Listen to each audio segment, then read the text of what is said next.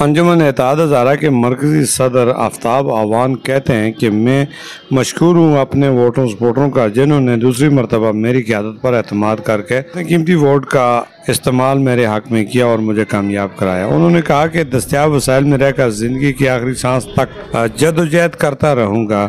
کمزور، نادار اور مساکین کی پرورش ہمارا فرض ہے۔ مخیر حضرات کو صرف تنظیم پر پرچی دی جاتی ہے۔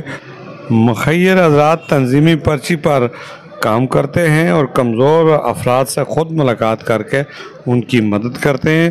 بیوگان کی مدد اور نوجوان بچیوں کی شادیاں تنظیم اتحاد ہزارہ ہر موقع پر مدد دیتی ہے۔ ایک سوال کے جواب پر انہوں نے کہا کہ حلف وفاداری تقریب قریب منعقد کی جائے گی اور تقریب کے مہمان خصوصی ہزارہ کے نامی گرامی ممبر منتخب قومی یا صوبائی ممبر کو دعوت دیں گے جو مہمان خصوصی ہوں گے۔ آفتاب اعوان نے کہا کہ پاکستان پیپلز پارٹی نے جو ذمہ داریاں عائد کی ہیں ان پر ہر حال میں پورا اترنے کی کوشش کروں گا۔ انہوں نے کہا کہ اپنے ایک پیغام میں انہوں نے کہا کہ ہر شخص اپنے حصے کا درخت لگائے تاکہ ماحول آلودگی کو کمی مل سکے۔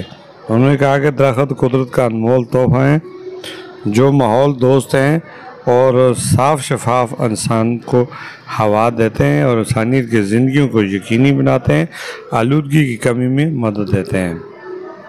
جنگلات کی کٹائی کی روک تھام کا مطالبہ کرتے ہوئے انہوں نے کہا کہ درجہ حرارت جو دن بدن بڑھ رہا ہے اس کو کم کرنے کا صرف ایک ہی حل ہے کہ ہر شخص اپنے حصے کا درخت لگائے۔